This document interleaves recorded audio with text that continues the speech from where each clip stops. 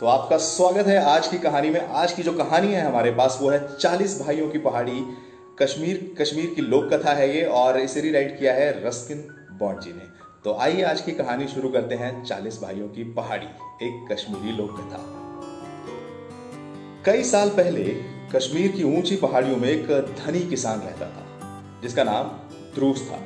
हालांकि उसके पास बहुत सारी भेड़ें और मवेशी थे, लेकिन वो और उसकी पत्नी दोनों दुखी थे क्योंकि उनके पास शादी के बाद से बच्चे नहीं हुए थे। उनकी प्रार्थनाएं, संतों, पीरों और साधुओं की प्रार्थनाएं भी बेकार चली गई थी। उनका कोई परिणाम नहीं निकला था। एक दिन सफर से थका हुआ एक पीर गांव से होकर गुजरा। वो श्रीनगर के बागों और उनके उद्यानों के बीच आराम करने के रास्ते में था। जब वो ध्रुव के टेंट के पास से गुजर रहा था तो पीर ने आवाज लगाई, अल्लाह के नाम पर अपनी खैरात मुझे दे दो। मेरे पास न तो गोश्त है और ना ही रोटी का टुकड़ा है। लेकिन ध्रुव ने जवाब दिया, मैं अपनी जिंदगी में हर दिन दयालु रहा हूं, लेकिन अभी तक मुझे एक बेटे का वरदान नहीं मिला है, इसलिए मैं तुम्हें कुछ भी नहीं दूंगा। अरे जिसे जन्नत ने मना कर दिया उसे कौन मंजूर कर सकता है? पीर ने निढाल होते हुए कहा और दूसरे टेंट की तरफ चल दिया। लेकिन पीर का जो जवान शिष्य था पीछे आ रहा था। उसने आश्वस्त होकर अनुभव किया कि उसके पास दुखी दंपति के संतुष्ट करने की शक्ति थी। उसने 40 कंकर इकट्ठे किए, बिना बच्चे वाली औरत की गोद में रख दिए और उसे आशीर्वाद दिया। निर्धारित समय पर उस औरत ने पूरे 40 बेटों को जन्म दिया, सबको एक ही समय में। ध्रुव बहुत परेशान और चिंतित हो गया। उसे विश्वास हो गया कि वो इतने सारे बच्चों को तो नहीं पाल सकेगा। हम 40 बच्चों के लिए रोटी नहीं जुटा सकते। वो अपनी पत्नी से बोला, इसलिए केवल एक ही चीज है जो हम कर सकते हैं इस वक्त, अपनी पसंद के एक लड़के को रख लें और बाकी 39 लड़कों को जंगल में ले जाएं और उन्हें वहीं छोड़ दें।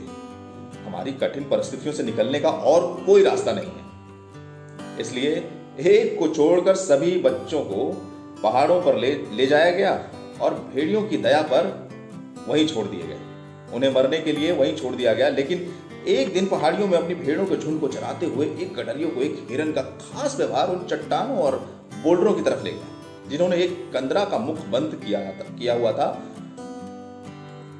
वहां उसने पाया कि बड़ी संख्या में बच्चे जंगली ट्यूलिपों के बीच खेलते हुए इधर उधर दौड़ रहे हैं।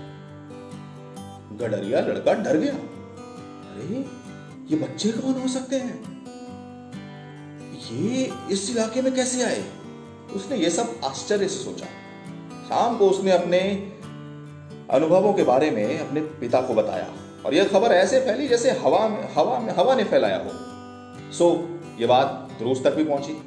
वो फौरन समझ गया कि वो निर्जन क्षेत्र में खेलने वाले बच्चे उसके अपने थे। कई महीनों से वो पछता रहा था और दुखी था, लेकिन अब वो खुशी से झूम उठा। वो उस पहाड़ी की तरफ दौड़ा जहां उसने बच्चों को देखा गया था।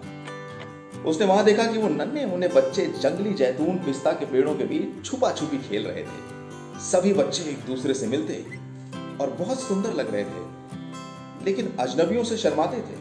जब ध्रुव ने उनसे बोला कि तो वो दौड़ गए और वो खुद को उन्होंने गुफाओं में छुपा लिया।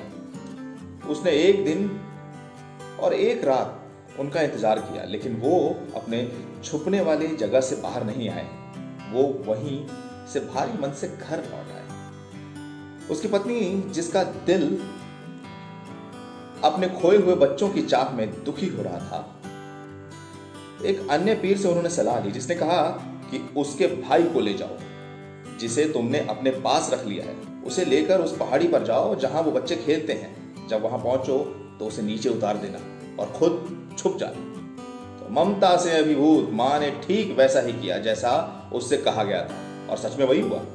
बच्चे उसके प्यारे बेटे के साथ खेलने के लिए बाहर निकल आए। नन्हे अजनबी और उसकी मधुर आवाज से आकर्षित होकर वे उसके पीछे पीछे अपनी मां के पास आ गए, जिसने उन्हें गले से लगाया और उन्हें मिठाइयां दी, और जल्द ही बिना किसी कठिनाई के उन्होंने उनके घर में लाने में सफल हो गई। ध्रुव बच्चों को वापस पाकर इतना खुश था कि उसने गरीबों को उपहार और भोजन बांटा और गांव में संगीत तथा भोजन का आयोजन किया। उसने सभी 40 बच्चों को नमाज अदा करने और पवित्र किताबें पढ़ना सिखाया। लेकिन अल्लाह का फरमान यह था कि देवदूत अज़राइल एक ही समय में 40 बच्चों की सांसें ले ली। सारे 40 बच्चे अचानक एक दिन मर गए। पूरे गांव में मातम छा गया। लगातार 3 दिन तक 3 रात तक दुआएं की गई। अंतिम संस्कार में भाग लेने के लिए अनेकों जगह से लोग आए। भोजन तैयार किया गया। उसके बाद 40 भाइयों को उस पहाड़ी पर ले जाया गया जहां वे पाए गए थे और सुनसान क्षेत्र में उसी पहाड़ी पर उन्हें दफना दिया गया जहां वे जंगली टुलुपों के बीच खेलते थे। और आज के दिन तक बच्चे अभी भी रहस्यमय पर्वत पर घूमते हैं जिसे कुह चेलनतान 40 भाइयों की पहाड़ी के नाम से जाना जाता है।